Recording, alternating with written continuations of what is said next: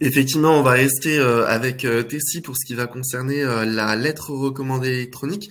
Christophe Lefrère, vous êtes, je ne suis pas sur le bon document, directeur des ventes chez Tessie. Je vais vous laisser peut-être présenter un petit peu vos activités, puisque même si c'est la même entreprise, ce n'est pas la même business unit, si je ne dis pas de bêtises.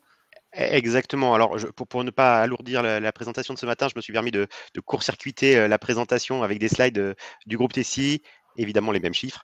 Donc, un groupe international aujourd'hui, hein, plus de 13 000 collaborateurs, 500 millions d'euros de chiffre d'affaires, comme Eric vous l'a présenté il y a quelques instants.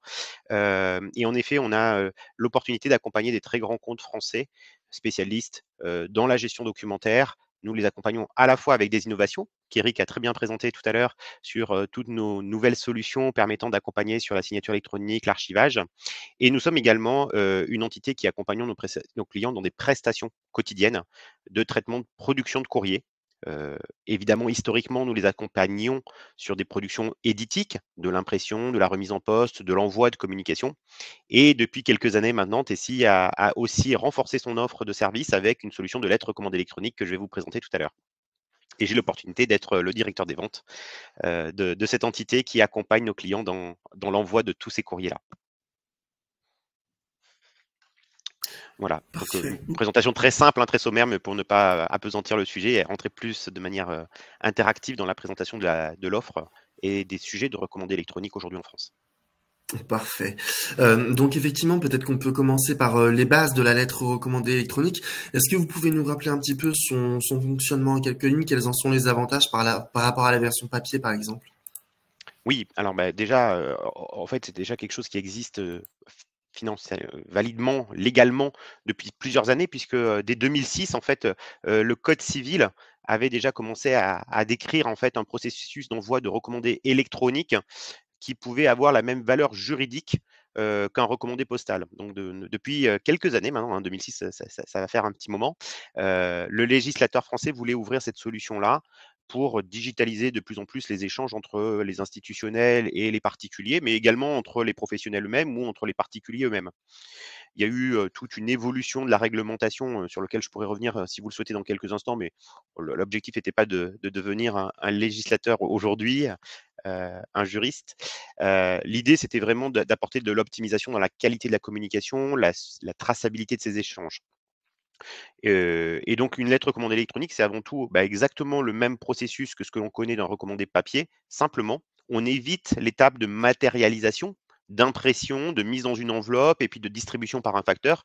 L'idée étant, à travers des moyens électroniques, des technologies, en fait, de permettre l'acheminement d'un document, d'un courrier, d'un message entre un expéditeur sur lequel on souhaite avoir un minimum d'informations, d'identification, et un destinataire. Là aussi, pour des questions de confidentialité, on ne va pas remettre un recommandé à n'importe qui. Donc, en fait, de pouvoir diffuser, mais en s'étant assuré préalablement de l'identité de ce destinataire, de l'horodatage, puisque évidemment, dans certains processus de courrier recommandé, l'objectif, c'est de démontrer qu'à date, un courrier a été remis à un destinataire. Et donc, bien sûr, ces notions d'horodatage sont particulièrement importantes. Donc de confidentialité, je l'ai dit, et puis d'intégrité du contenu, bien sûr aussi, élément particulièrement important. L'idée, c'est qu'un recommandé électronique, on puisse le présenter en cas de litige très avancé devant un tribunal pour éventuellement dire, ben, moi j'avais bien notifié mon correspondant du contenu d'un courrier lui indiquant telle mesure, telle procédure, telle mise en demeure d'agir, d'intervenir, de me régler une facture par exemple.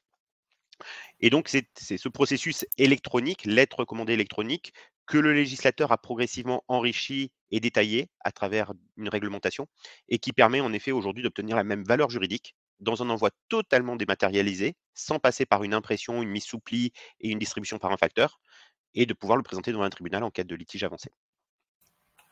Merci Christophe pour ces Voilà un petit premiers peu l'idée. éléments. Alors moi, je veux quand même bien que vous enfiliez votre casquette de juriste, si c'est possible. Quels sont les aspects légaux et réglementaires à avoir en tête lors de l'utilisation de la lettre recommandée électronique? Ben, merci pour cette question. Évidemment, même si encore une fois l'idée n'est pas de citer les textes de loi, en fait, comme en mode postal, l'objectif, c'est qu'il y ait un tiers qui soit finalement le garant de la qualité de l'information qui est transmise. Aujourd'hui, lorsque l'on fait un envoi d'un recommandé postal, finalement, la Poste sert d'intermédiaire et d'autorité, de prestataire de confiance et il va sécuriser ces échanges-là entre l'expéditeur et le destinataire. En lettre recommandée électronique, le législateur s'est appuyé sur exactement le même principe, hein, d'assurer qu'un intermédiaire de confiance, un prestataire, soit en fait l'intermédiaire entre l'échange entre 2 parties qui souhaitaient communiquer sur des éléments contractuels ou contentieux. Et donc, le législateur a repris en fait ces mêmes exigences que je commençais avoir à évoquer avec vous tout à l'heure, sur la nécessité d'authentifier de manière forte l'émetteur. Parce que évidemment, si on veut pouvoir opposer à un destinataire une procédure de mise en demeure, par exemple, il faut s'assurer que l'expéditeur déjà de ce courrier, était la bonne entreprise, pour qu'il n'y ait pas d'usurpation ou de tentative frauduleuse, de détournement de l'information.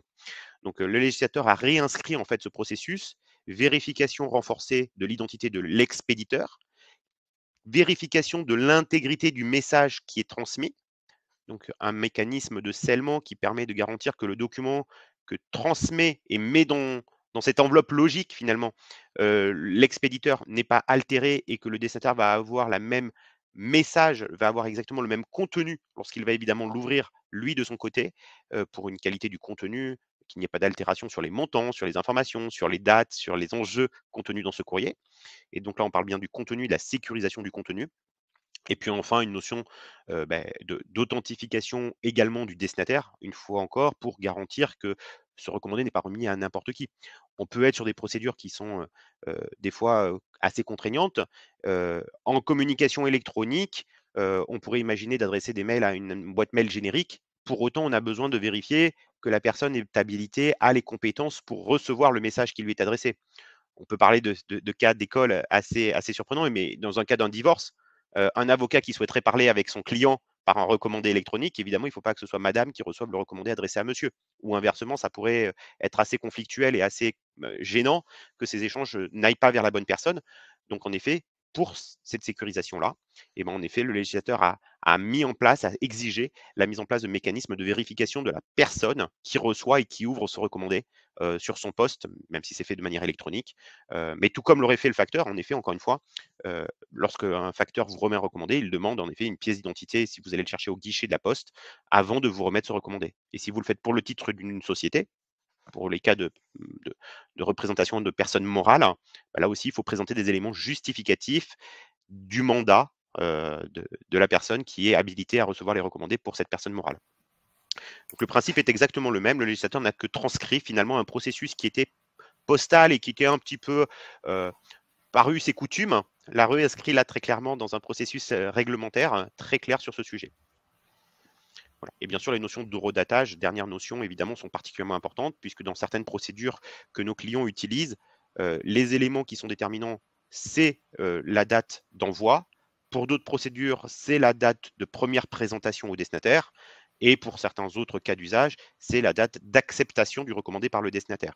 Et tous ces éléments de datation sont évidemment déterminants dans des procédures contentieuses, puisque elles font courir des échéances et des délais qui seront opposables au destinataire. Pour tout cela, et sur cette base de tous ces textes et ces exigences réglementaires, globalement, le législateur a demandé à ce que ces prestataires qui interviennent sur ces sujets soient qualifiés. Et c'est le dernier sujet, c'est qu'on ne fait pas confiance à n'importe qui. Et tout comme pour le recommandé postal, en fait, il y a simplement certains prestataires en France qui ont obtenu cette qualification de service, qui sont reconnus juridiquement devant les tribunaux comme ayant obtenu leur vérification, garantie qu'ils mettent bien en place des moyens suffisamment fiables et pérennes de garantir et de présenter les éléments de preuve d'horodatage, d'intégrité, d'authentification du processus d'envoi de recommandé en cas de litige. Et ça permet donc d'obtenir ce qu'on appelle une présomption, et là je rentre dans les termes juridiques, de recevabilité, c'est-à-dire que lorsque vous présentez en tant qu'expéditeur un recommandé électronique, vous obtenez par défaut une valeur de preuve, et il appartient du coup à la partie adverse qui contesterait ce recommandé de démontrer qu'il n'était pas le bon destinataire, que ce n'est pas lui qui a reçu ce recommandé ou que ce n'était pas la bonne date. Ce qui va être particulièrement complexe puisque justement on aura un dossier de preuve qui présentera l'inverse. Forcément. Ces vérifications et ces moyens fiables et pérennes que vous évoquiez, justement, quelles sont les mesures de sécurité à mettre en place pour garantir l'intégrité et la confidentialité des données dans le processus de lettre recommandée électronique? Alors, bien sûr, on s'appuie sur l'expertise que Eric vient de vous présenter il y a quelques instants. C'est-à-dire qu'une grande partie des sujets que j'évoque avec vous sur l'authentification, l'horodatage, passe par des mécanismes de signature électronique finalement. Donc, sujet que nous venons d'évoquer depuis ce matin. Et en effet, ce sont ces mécanismes de signature électronique qualifiés qui permettent en fait d'apporter ces éléments. Maintenant, on adapte ces outils à nos propres clients. Un petit client émetteur va mettre en place des outils d'authentification correspondant à son organisation. Et là, il existe plusieurs technologies en fait pour faire de la signature électronique avec ce niveau de confiance, des mécanismes de vérification d'identité à la volée, du pays vide, des mécanismes par certificat, certificat électronique remis de manière pérenne pour une année ou pour des années plus longues, 3 années potentiellement, des mécanismes d'horodatage par des jetons ou par des systèmes de tiers horodateurs qualifiés qui permettent d'apporter ces éléments. Et donc, en fonction de la fréquence des envois de nos clients, en fonction du comportement et de l'utilisation que va en avoir le destinataire, eh ben, on va adapter les technologies et j'y reviendrai, j'ai un slide sur ce sujet-là tout à l'heure, où on reviendra sur ces différents moyens. Et évidemment, aujourd'hui, quand on veut adresser un marché très large, de courrier, ben, en fait, il faut avoir, dans le spectre fonctionnel, dans le catalogue de services, bah, différents outils, en effet, justement pour répondre à ces différents enjeux. Certificats, tiers, services d'archivage, services d'hébergement, d'horodatage, qui permettent de garantir de s'adapter aux différents use cases, aux différents, parcours que peuvent rencontrer les émetteurs et les destinataires pour envoyer des recommandés électroniques. Une question qui émane du chat juste avant d'approfondir encore un peu le sujet.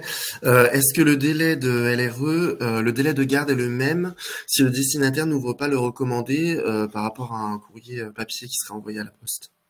Oui, là aussi, très bonne question, mais là aussi, le législateur a été prudent. Finalement, il a retranscrit le même principe, que ce que l'on connaissait dans le monde postal. Donc en effet, à partir du moment où l'opérateur, et non plus le facteur, va avoir notifié le destinataire qu'il y a un recommandé à sa disposition, le délai de mise à disposition, le délai de garde, est de 15 jours. Et il est écrit, réglementairement dans la loi qu'en effet, l'opérateur doit maintenir à disposition du destinataire le courrier recommandé disponible pendant un délai de 15 jours, qui est exactement le même que celui qui existe dans le monde postal. Et là, je pense que le législateur a été particulièrement prudent et précautionneux, parce qu'en fait, l'idée, c'est que un expéditeur puisse confier des dizaines, des centaines de recommandés, mais qu'il n'ait pas une adaptation de son processus et des enclenchements de délais qui varient en fonction du canal de communication utilisé. Sinon, évidemment, pourrait devenir ingérable en fonction de savoir si le destinataire a reçu un recommandé électronique ou un recommandé postal. Ça pourrait avoir des impacts dans leur processus métier. Et donc, il était très pertinent, en effet, de maintenir les mêmes mécanismes et les mêmes délais, les mêmes processus réglementaires pour ces envois-là. Et ils ont la même valeur opposable. Parfait, merci. Pour continuer un petit peu, on a évoqué plutôt la partie théorique jusqu'à présent.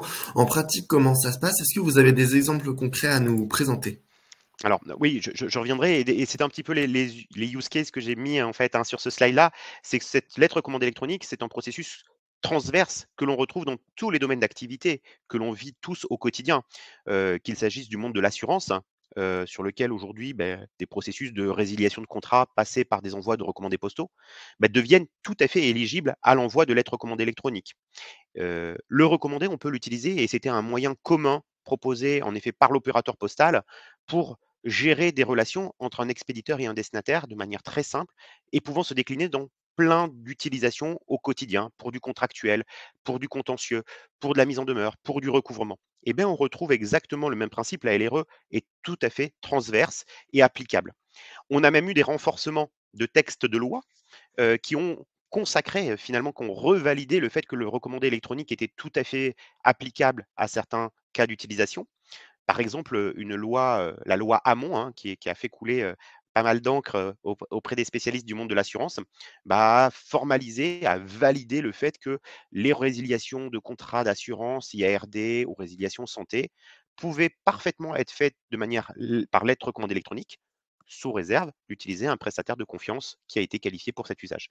Et donc le texte a même renforcé en fait cette réglementation générale qui est inscrite dans le Code des postes et communications aujourd'hui, hein, donc c'est bien un principe réglementaire en disant, spécifiquement dans le monde de l'assurance, lorsqu'ils ont écrit la loi qui permet, l'interrésiliation, la résiliation infra-annuelle, mais en fait, vous pouvez parfaitement utiliser la lettre recommandée électronique. C'est aujourd'hui un moyen parfaitement reconnu.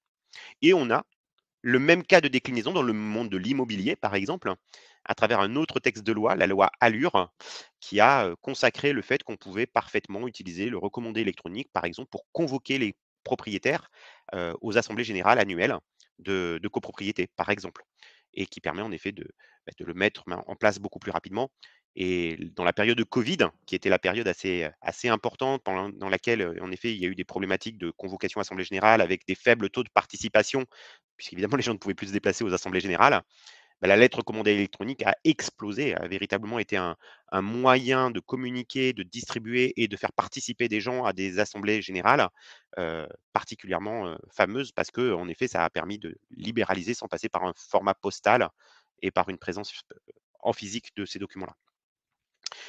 Et puis voilà, encore une fois, je vous ai cité sur ce PowerPoint plusieurs cas d'usage. On le rencontre évidemment dans le domaine bancaire, pour la problématique des gestions de comptes, les défauts de paiement et les résiliations de comptes également. Dans les domaines juridiques et depuis là aussi très longtemps, le monde du notariat, des avocats utilisent maintenant, des envois de recommandés électroniques. On le rencontre également dans les marchés publics pour les notifications de marché, dans le monde des ressources humaines, pour des avenants de contrat de travail. Quand vous êtes un service RH centralisé au niveau national, mais que vous avez un réseau d'agences, de collaborateurs et qu'il faut en effet adresser à tous, la remise en main propre n'est pas forcément évidente. L'envoi postal présentait également des contraintes de délai de distribution, d'envoi sur un très grand réseau. L'envoi d'une lettre recommandée électronique aujourd'hui est beaucoup plus facile, surtout sur des collaborateurs dont on dispose d'adresses email plutôt fiables et qualifiées. Voilà. Et enfin, sur la propriété intellectuelle, ne serait-ce que pour le redatage d'un brevet, par exemple, hein, lorsque vous Mmh. faites un dépôt d'antériorité sur une invention, et le fait de pouvoir en effet démontrer que cet envoi a été fait par un recommandé électronique va apporter le redatage et donc l'antériorité de cette déclaration, par exemple auprès de l'INPI, l'Agence nationale de propriété intellectuelle. Et je n'ai certainement pas cité tous les cas ici, hein, ce n'était que pour présenter vraiment une déclinaison dans différents cas, dans ces secteurs d'activité. Pardon. On a parlé de vérification d'identité sur la session précédente, bien entendu. Je pense qu'elle a aussi un impact sur la lettre recommandée électronique. Quelles sont un petit peu les méthodes qui permettent de vérifier l'identité à distance d'un destinataire ou d'un expéditeur? Alors, je me suis permis de passer le slide suivant parce qu'en fait, c'est le slide qui présente justement et comme je le disais tout à l'heure, de manière à assurer cette vérification d'identité, mais aussi à s'adapter au comportement de chacun des destinataires, on propose en fait une palette de services, hein, une déclinaison de solutions que l'utilisateur va pouvoir en effet choisir d'utiliser en fonction de son exigibilité, de sa présence ou des moyens dont il dispose déjà. Le moyen, peut-être en commençant par la partie gauche, le plus connu, c'est la vérification d'identité, par vidéo, hein, globalement ce qu'on appelle le PVID, la preuve de vérification d'identité à distance. On présente devant sa webcam sa carte d'identité, elle est capturée par le système visio, de votre, PC ou de votre téléphone portable et puis ensuite, on vous fait, participer à une petite session de capture vidéo de la personne et on fait, en fait une comparaison entre l'image et la photo de la pièce d'identité, puis la réalité et l'existence de cette personne dans la vidéo de quelques secondes, hein, et si ces éléments matchent en effet, on va bien pouvoir délivrer le courrier recommandé à la personne qui a été identifiée sur la pièce d'identité. Et donc, ça nous permet de faire exactement ce que faisait le facteur finalement au guichet. Avant de vous remettre en recommandé, il vérifiait votre pièce d'identité, que vous étiez bien le destinataire indiqué sur le courrier recommandé, et il vous remet ensuite le recommandé. Le principe est exactement le même avec ce mécanisme PVID. Qui plus est, nous avons fait le choix en effet d'avancer sur cette propre solution parce qu'elle ne nécessite finalement aucune installation, aucun plugin, aucune complexité à l'usage pour le destinataire particulier. C'est totalement émulé sur des navigateurs web, la seule contrainte étant d'avoir un mécanisme de capture vidéo. Heu et pour les clients, qui n'ont pas potentiellement ce mécanisme de preuve de vérification par vidéo, on propose des alternatives. Par exemple, des mécanismes tels que France Connect Plus, solution que certains d'entre vous utilisent peut-être déjà sur les portails, amélie.fr, DGFiP, Pôle emploi et cetera, qui en fait se basent sur le fait que ces autres institutions ont déjà fait votre vérification d'identité et en fait, on leur transmet des infos et ils nous confirment que l'adresse email, le nom, prénom et que le compte existe bien chez eux, a bien été contrôlé avec un niveau de confiance suffisant niveau substantiel, et il nous renvoie un acquittement en disant: «Oui, oui, si monsieur le frère remplit, ces exigences chez nous, alors nous, on a fait le contrôle et vous pouvez donc lui délivrer le recommandé». Et en fait, on s'appuie sur un mécanisme de tiers, de vérification d'identité qui passe par le hub France Connect pour cet mécanisme-là. Et du coup, on court-circuite, on évite d'avoir à revérifier la pièce d'identité, l'existence de cette personne de l'autre côté de l'écran. Et enfin, autre mécanisme, et qui est principalement porté d'ailleurs, par mon partenaire, par mon collègue Eric, c'est les mécanismes de certificats qualifiés qu'on vient d'évoquer. C'est-à-dire que si ce destinataire-là est équipé d'un certificat électronique remis, à travers un processus de confiance, et ben, en fait, il dispose de l'équivalent de sa pièce d'identité au format, clé USB numérique, et il va pouvoir en fait tout simplement la brancher, et ça va nous apporter les éléments de preuve dont nous avons besoin pour lui remettre son recommandé électronique. Voilà. Donc ces 3 mécanismes permettent de faire de la relève avec un niveau qualifié ou substantiel, ce qui est exigé par la loi.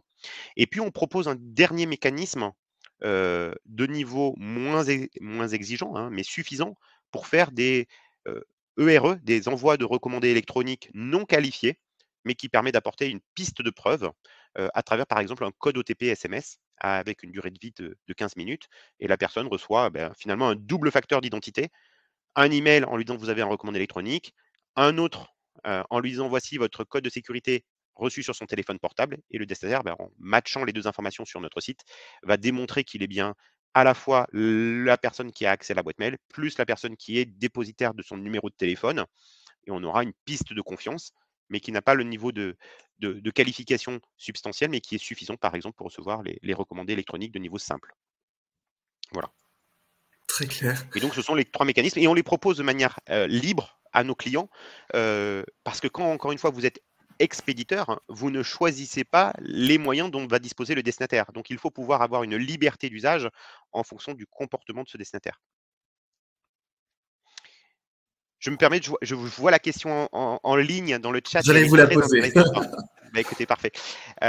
En effet, lors du parcours PVID, on demande une capture de la pièce d'identité, et sachez que la réglementation sur le PVID, là aussi, ce sont des services qui sont qualifiés, validés par l'ANSSI, exige que le prestataire qui fait la vérification PVID supprime la pièce d'identité après avoir fait le contrôle. Donc dans le processus, on fait le contrôle et on garde le dossier de preuve qui a été validé, et ce processus, il est audité régulièrement par l'ANSSI tous les 2 ans, mais on ne garde pas l'image de la pièce d'identité, ni même les données personnelles que l'on a capturées, ni même la vidéo de la personne. Ces éléments-là sont supprimés, maximum 48 heures après avoir fait le contrôle, et ils garantissent en effet qu'on n'ait pas de données personnelles historisées. Par contre, on peut redémontrer que le contrôle a été réalisé, qu'il a été haché, horodaté, à travers un processus de confiance. Donc encore une fois, pour redonner le parallèle, quand vous allez à la poste, vous présentez votre pièce d'identité, pour autant, le facteur ne garde pas une photocopie de votre pièce d'identité. Il ne fait que le contrôle, et il est tiers, heu, on va dire, habilité à faire cette vérification, et il conserve ces éléments de confiance en disant: «Moi, j'ai fait le contrôle», pour autant, il ne garde pas la pièce d'identité en elle-même. Et ben, c'est exactement le même principe avec le PVID.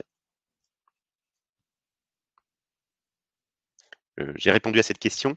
J'ai pas regardé s'il y en avait d'autres, pas pour l'instant. Fabien, on vous a perdu?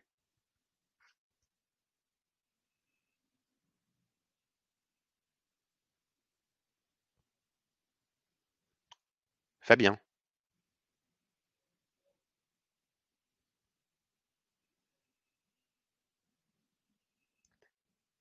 Vous m'entendez, Fabien? Excusez-moi, je crois que j'ai eu une coupure à internet. Pas de souci. C'est Je bon. ne savais pas si c'était vous ou si c'était moi, du coup. Pas de souci. C'était moi, excusez-moi. Bon, heu, du coup, en effet, et je vois une autre question, donc je me permets d'enchaîner sur la deuxième question, hein. Aujourd'hui, on s'adresse à des destinataires particuliers, mais aujourd'hui, Tessie, en tous les cas, ne fait pas le choix d'adresser une solution pour les expéditeurs particuliers. Tout simplement pour une problématique de dimensionnement. Les particuliers, finalement, émettent finalement assez peu de recommandés dans une année, et la mise en place d'une solution, même si elle est relativement simple, ne rép ne représente pas un enjeu, important pour nous, très clairement. La démarche commerciale, d'accompagnement, d'évangélisation du marché, aujourd'hui, reste assez lourde. On s'adresse principalement aux professionnels qui ont, eux, des enjeux de volume importants, pour les accompagner dans ce processus. Sachez également qu'il faut avoir obtenu le consentement du particulier, ce qui n'est pas une démarche anodine. C'est-à-dire que lorsque vous voulez adresser des recommandés électroniques, vers des particuliers, il faut préalablement avoir vérifié qu'ils sont OK, qu'ils donnent leur accord à recevoir des recommandés électroniques et avoir vérifié la qualité de leur adresse email, évidemment. Donc le fait aujourd'hui, en effet, que ces sujets nécessitent ce consentement, nous restreint dans l'utilisation vers les particuliers émetteurs. Par contre, on adresse des recommandés électroniques à des particuliers, bien entendu. Je vois une autre question, hein. Cette solution est-elle valable pour les administrations publiques? Oui, oui, oui, bien sûr. Aujourd'hui, des tests sont en cours, avec des ministères. Heu et on l'utilise également aujourd'hui déjà avec la sécurité sociale. C'est-à-dire que ces processus d'envoi de recommandés électroniques existent déjà, ils sont déjà utilisés, par les caisses primaires d'assurance maladie, par des CAF dans des régions, pour envoyer des recommandés électroniques vers des particuliers. Avec l'étape préalable que je viens d'évoquer avec vous il y a quelques secondes, heu, ils ne s'adressent pour l'instant qu'à des particuliers pour lesquels ils ont fait une information préalable et obtenu le consentement avant de leur adresser des recommandés électroniques. Christophe, il y avait une slide très intéressante, effectivement, que vous aviez préparée sur le ROI un peu de la LRE et sur les économies qui pouvaient être réalisées sur les envois de courriers recommandés. Je ne sais pas si vous pouvez la Oui. diffuser. Le temps passe vite, je vois d'autres questions et je propose d'y Hélas, oui. répondre par la suite éventuellement ou voire de me les réadresser parce que je ne vais pas pouvoir traiter toutes les questions en séance. Mais merci pour toutes ces questions, ça démontre la pertinence et l'intérêt. Et je vais aller sur la partie ROI si je veux essayer de tenir le timing. Donc en effet, j'avais laissé un slide qui présente le parcours, hein, pour bien comprendre comment se faisait l'envoi et la réception d'un recommandé électronique. Mais je vous laisserai le consulter. Le sujet est assez simple, encore une fois, c'est de reprendre le même processus que ce qui existe en postal, si ce n'est que ça se fait par des mails et un portail en ligne. Euh, et je vais aller sur le ROI, parce qu'en effet, vous avez raison. Quels sont les enjeux, les avantages d'une solution de ce type-là? L'idée, c'est d'accompagner nos clients vers de l'optimisation. Pas uniquement financière, même si c'est évidemment un enjeu majeur, hein. Et je vous ai cité ici deux exemples de cas. Nous avons accompagné un client dans le domaine de l'immobilier qui adresse des convocations assemblées générales chaque année. Alors évidemment avec des volumes assez conséquents, hein, c'était 1,4 million de convocations assemblées générales par an. Heu et aujourd'hui, il faut savoir que le coût d'envoi de ces courriers recommandés de convocation à assemblée générale était exorbitant pour nos clients émetteurs. Heu, Évidemment un coût de fabrication, ce sont des courriers qui sont généralement assez lourds avec beaucoup de pages, donc de la consommation carbone, hein. On pourrait aussi revenir sur la notion d'écologique, de la lettre recommandée électronique parce qu'évidemment on va économiser du papier, on va économiser du transport par un facteur, donc c'est un coût carbone qui est évidemment à prendre en considération. Et puis il y avait surtout un coût de timbre, d'affranchissement qui était assez considérable, de l'ordre de 6 € à 7 €. Lorsqu'on va passer en lettre recommandée électronique, on va ramener ce coût d'envoi d'un recommandé électronique à globalement 2,50 € en prix public marché. Donc l'économie est de 7 € à 2,50 €. Et quand vous multipliez ça par les volumes annuels euh, de ce client-là, évidemment, les enjeux étaient faramineux. Et on a le même modèle économique dans le monde de l'assurance, hein, avec quelques très grandes compagnies d'assurance qui nous ont proposé de mettre en place cette solution-là maintenant depuis plusieurs années, puisque ce sujet a démarré en 2017, je vous le disais tout à l'heure avec la loi Allure. Et aujourd'hui, par exemple, un très grand banque assureur en France, sans citer le nom, euh, envoie annuellement plus de 500 000 recommandés électroniques avec notre solution heu et a pu, diviser son coût d'envoi par 3. Globalement, aujourd'hui, un courrier recommandé électronique sur cette volumétrie lui coûte globalement 2 € là où il lui coûtait précédemment 6 €. Quand vous faites le ratio économique et quand vous enlevez les coûts de mise en œuvre de la solution, qui sont limite anodins, hein, au regard de ces enjeux, la solution a permis de lui faire économiser jusqu'à 1,6 million d'économies d'affranchissement par an. Donc évidemment, les enjeux sont assez faramineux. Mais encore une fois, même en le ramenant à des clients d'envergure beaucoup plus, modeste, à partir du moment où vous faites, 1 500, 2 000 courriers recommandés dans l'année, heu, je peux vous assurer que vous avez un ROI qui est évident. En divisant le coût de l'affranchissement par 3, c'est évident que vous faites des économies sur vos envois de courrier. Et je ne vous parle pas du temps passé. Évitez d'avoir à traiter un retour postal, un accusé de réception, aller rechercher les éléments de preuve. Tout est disponible simplement en tapant le numéro de recommandé. On n'attend pas qu'un facteur revienne dans 3 semaines ou un mois avec un petit coupon rose. Donc il y a un enjeu évidemment d'optimisation, mais de sécurisation aussi, pas que financier, mais bien de qualité de service.